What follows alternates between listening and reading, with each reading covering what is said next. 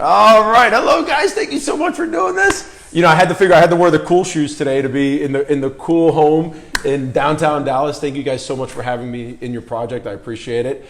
Let me do my quick introduction. Hello, everybody. My name's Alex Vidal. I am the Regional Vice President for Coldwell Banker here in Dallas, Fort Worth. This is episode number 123 of the Closer Club. And for the first time ever, we actually have clients of our agents on the show today. Alex Prins out of our Lakewood office, who did not dare to be here. He's scared to be on camera. He knew that if he was here today, I'd pull him in.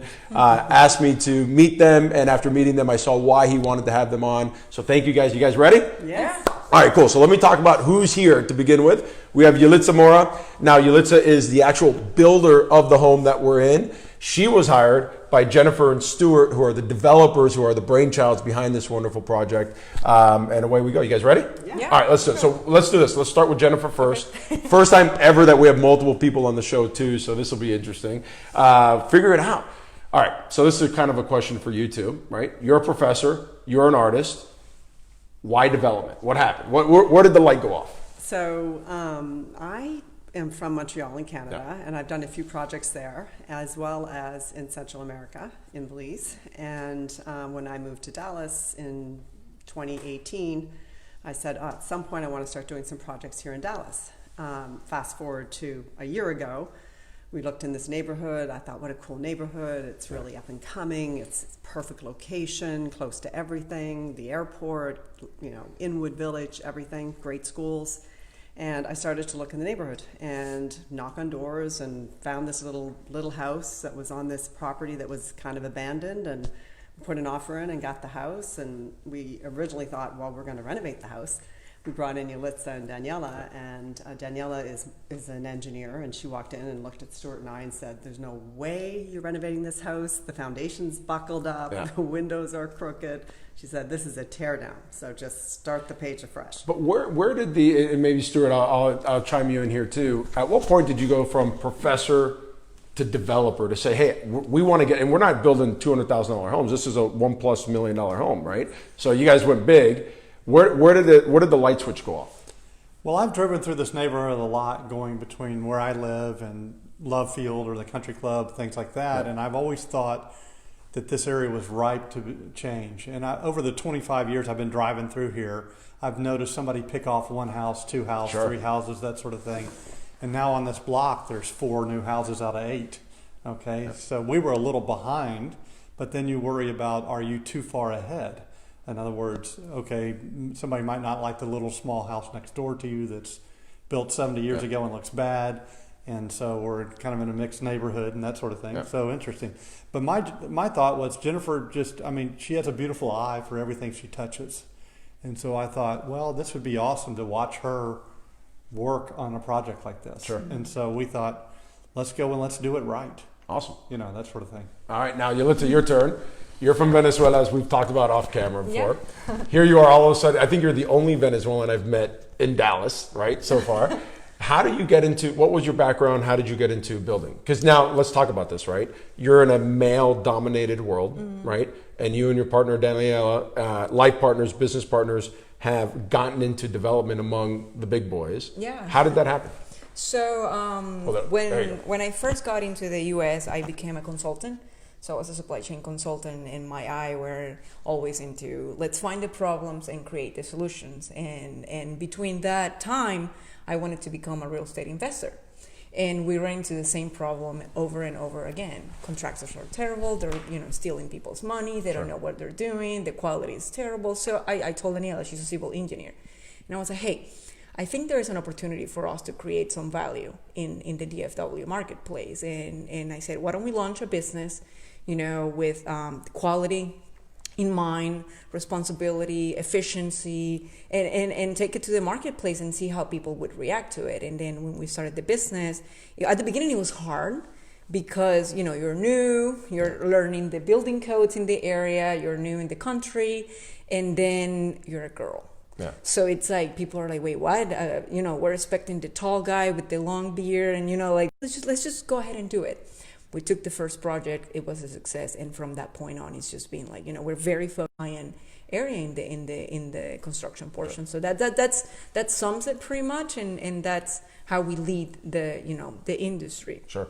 Quality, attention to detail, efficiency, cost control, and timeline management. So as a woman in a male-dominated world, breaking into development, where did that confidence come from? Because we have a lot of viewers that not only are local in Dallas, but they're all over the place and want to aspire to be developers, want to aspire to break into real estate. Where did that confidence come from? I believe it's like we understand the processes so much. And Daniela was in development in Venezuela, but she was developing commercial real estate. So she was doing hospitals, shopping centers, apartment complexes.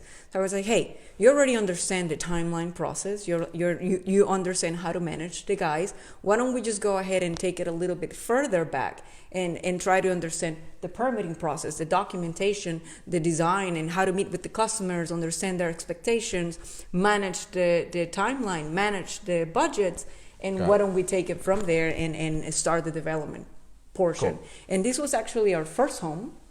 We were doing a lot of full guts, a lot of additions, renovation, hefty renovation projects, but this was the first house and from the ground up. From the ground up in the U.S. And it turned out a great product, and we're very happy about it. And now we have about 3 or 4 more to come, so we're very excited about that. Off to the races. All right, Jennifer, Stewart, as developers, we talked about off camera, there's beautiful finishes. You guys actually put more in per square foot than what most developers do. What was the reasoning behind that? Was it market research? Was it just what you're hearing on the street from what buyers are looking for? What prompted you to spend those extra dollars? Well, we're not really traditional builders in a sense, and I thought we should build a house that we'd like to live in. Okay. That was probably the biggest thing. From the fixtures to the finish out in the kitchen, that sort of thing. Would I live in this house, not just flip this house? Mm-hmm. So we spent a lot of time on eye of detail and things like that. And I just thought, let's build it right. Maybe someday I want to build myself a house like this, but let's build this right. $20 more a foot than the average builder around here is a big difference. That's right. Okay, we're not talking about this. How big is the home? 3,600 plus square feet. And we're at 7602 Roper Street. It's in the description for all our Dallas realtors. You should check this house out. Right. So that was just kind of our motivation to just build it as if we would live here and put love and detail into it. Right. And just to add on that, there's not an inch of this house that we haven't utilized, either for storage or what have you. So who guided you guys along that process? Well, we kind of looked at our house and said, what do we need? And it was storage, that's for sure. And then we talked to the builders about it too, and they helped. And we hired an architect to do the plans and what have you. So we had advice along the way from experts and people that have built homes. And Can you a little closer? Yes. Okay, we're learning. This is the first time we're sharing mics. How did you meet Yelitza and Daniela? So I was actually looking at another project where I wanted to renovate a home, and I met Daniela there on the site because we invited some builders to come and kind of bid on the project, and she was one of them. And as I was walking around that house with her, I was listening to what she was saying, and she separated herself from the crowd. Mm-hmm. And everything she said resonated with me and made sense. And I thought, she's a smart girl. And I think later I found out that she was an engineer, so I wasn't surprised after that. And so that deal actually fell through. And I said to myself, if I ever do a project, I'm definitely going to hire her and her team. And I haven't been disappointed. And from, I think they came in, we said 6 to 8 months. We came in at 6.5 months in terms of the start to finish. Wow. And they also helped a lot with the design aspects. And Yelitza brought her sister in, who is now their designer, and she would come up with 4 ideas per room. Here you go, Jennifer, here's 4 options for this bathroom. Okay. And, from being a little bit out there to a little bit more in the middle to more conservative. So somewhere in there is a balance. And she just worked with us in terms of finding the right balance for what we're comfortable with and what she thought would sell in the area. So, yeah, we listen to the experts that are in the industry. All right. Now, okay, here you are, right? You're dealing with Jennifer and Stewart. They're building the home as if it's for them. I can tell in the way you guys answered the question that not only was this a business, but there was an emotional thought process through this, right? Yeah. So as a builder who is looking at cost efficiency, knowing their end game is to build the home, to sell it, to not flip it because it's not, technically you're flipping it, but you're building it. How do you manage a customer's, and this is important for the realtors, emotional attachment while at the same time the business decision behind what's going on in the build of the home? So when we first met with them to talk about the opportunity to build this house, we were looking into more of a traditional, right, type of build out, and then we started talking about, I want the house to have all the things that we would like in a home: the storage, the space, to feel, to feel spacious, to feel warm, to feel homey. And I said, okay, we will take care of all those items, but you need to understand what's selling too, right?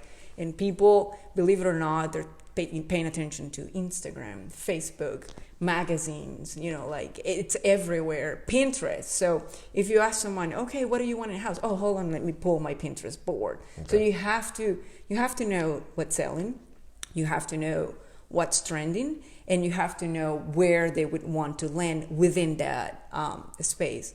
So when my sister started putting all these ideas together, she said, okay, based on how they would like the house and what's selling right now and what's trending and what's in, with the metals, the colors, the shapes, the forms, the textures, this is what we're gonna design for the house. And at the end of the day, like she said, some of them were very trendy and bold, because we do black houses. Yeah. And so you say we're bold, we're not afraid of pushing the limits. Sure. So my sister went bold, went traditional, and went in between. And I think this house is like the perfect in-between home for someone that comes and it's like, okay, it's not too bold, it's not too traditional, it's just perfect, because they thought of everything that I would have thought of when looking at Facebook or Instagram on our magazine or even the Pinterest market board. Research, different type of market research, but market research. If you know what you're talking about, you can guide the customer. I love that. Yeah. All right, so I know we try to keep these to 15, 20 minutes as we talked about. I know this is going to be the first of many homes that you guys are going to be not only building but investing in. What's one thing that you got out of this experience? Because we know the home's going to be selling any day now. Mm-hmm. What's one thing that you got out of this experience that going forward is like some advice that you're kind of giving yourself to be on the lookout next time? And we didn't prepare for this. While they think of their answer, because I'm going to ask you the same thing. I had coffee with Jennifer the other day. We hadn't met each other. I had met Yelitza a couple weeks before that. And it was really cool. We were just talking. She's like, well, what are the questions are going to be? And I'm like, you know what? Lately, we've just kind of been going, off the cuff. And it's been more fun for me. And it's actually worked out beautifully today as well. So they had no idea what the questions are. So what's one thing, if you can go back, we're 6 months into longer. Yeah. If you can go back and tell yourself something from when you first bought the property to now, what's that one piece of advice that you could share with the other potential developers? I would say the biggest issue was we didn't realize how long the permitting and just getting services, water service, electricity, so you could start a project. And we probably lost 2.5 months just on not knowing how to navigate that the average builder would know. I mean, a guy that's building 5 or 6 properties at a time around here knows that 30 days before I got to get the water guy here and start fighting that fight. So we had a lot of startup lost time. Sure. We're self-financing, so that's nice, that it didn't really hurt us in a sense from an interest meter running. Mm-hmm. But that was the biggest issue. Once we finally got services in and the ladies could start, they flew through the project with great detail but good speed. Got it. So I was very happy about that. Okay. Yeah, Jennifer? I was just going to add to that. I wish I had bought 3 properties and done economy of scale and just knocked the 3 out at the same time. That's what I would say. I wish I had bought more in this neighborhood. Interesting. So having even more confidence than you already had, and go bigger. Totally sold in this neighborhood. I think it's the hottest neighborhood in Dallas right now. And what exactly is the name of the neighborhood that we're in right now? Well, I call it Bluffview South, but other people call it Greenway North, or Shannon Heights, or it's got various names. But basically, we're around the corner from all these cool restaurants in the Inwood Village, and there's wonderful schools and private schools within walking distance. The Love Field Airport is 2 minutes away, and yet you don't have the airplanes flying over you because we're not in the path. So I mean, that's great. I live in South Lake, and I'm in the path. So. Yeah. So I mean, it's proximity to everything, and you're right in Dallas instead of having to drive, an hour. I know Yelitza lives outside of town, and she spends more time in her car than she does actually, Me too. Yeah. All right. How about you, Yelitza? Going back, this is your first, you've done God knows how many renovations, gut jobs, but this is your first knock the house down and pop it. What's one thing you learned in the process? Oh, the before starting framing, right? Like they were saying, like you have to get the utility people here before you get started, the people. You have to set up everyone from the grading guy to the foundation guy, kind of meet with them, understand like the process before we started framing. Because at that point we were like, okay, demo the interior of the house, or, add foundation or an addition, but we didn't know what's before all of that. And now we do, and now we have processes, and now we have standard operating procedures that we follow, and now we have checklists of, hey, do we have all the right documents to pull permits? Yes. Do we have everyone in line to, from the moment you get the permits, you have that pre-construction conversation with the customer of what the expectations are going to be, and then you have everyone ready to go. Now we know. And we are we just got permits on another build that we're going to get started, and that's not going to be an issue anymore. But like they were saying, city permitting, we don't control that, and I believe no builder will control that. But what happens after you get the permits, that's something that you have to get a good hold of. So your projects move faster that way. Okay. All right. Last question. We end every Closer Club interview except for one. And I forgot to ask this at the end, and I was not let off the hook by my mentor, so I got to ask it. If there is a book, podcast, or TED Talk recommendation for the audience, could be fiction, could be nonfiction, could be anything you want. If you have a book or a podcast, and when we're done, I'm going to turn the camera off. So, do I have a favorite book, TED? podcast, or TED Talk recommendation for the audience? See, we didn't prepare. I should have warned them about this. I don't know. Do you? Stewart, you're a professor. You gotta have a nice book out there. Well, the books I like are about adventures, and I thought building this house was an adventure, totally new deal, So there's a great Shackleton book out there about getting stuck in the South Pole. In the winter came in and everything fell apart. I actually don't know the name of the book, but when I read it, you want to read it in the summer. It was freezing. I was reading it, and it was such an adventure. And so I like adventures. There you go. How about you, Yelitza? Any book that you read, whether it was business or even just fun reading for you that stuck out? And it could be a podcast or a TED Talk too. Okay, so the podcast that I like and that I listen to a lot, it's E on Fire. It's Entrepreneurs on Fire, and because they talk about what people did to make it, right? And when I was beginning this adventure of going from corporate America into entrepreneurship, that's what I read, that's what I listened to, and literally it took me where I am right now. E on Fire. E on Fire. Okay. There you go. That's the first time I've ever heard that one before. E for entrepreneur. E for entrepreneur. E on Fire. And I love it. And if you listen to them, you're going to learn a lot. You're going to get about motivated. Business, yes. Sweet. There you go. Guys, thank you so much. I'm going to go turn the camera off. So we are at 7602 Roper Street. We can find it in the MLS. We'll include all the links. If you guys want to say goodbye as I turn the camera off. Thank you. Bye. Thanks for your time today.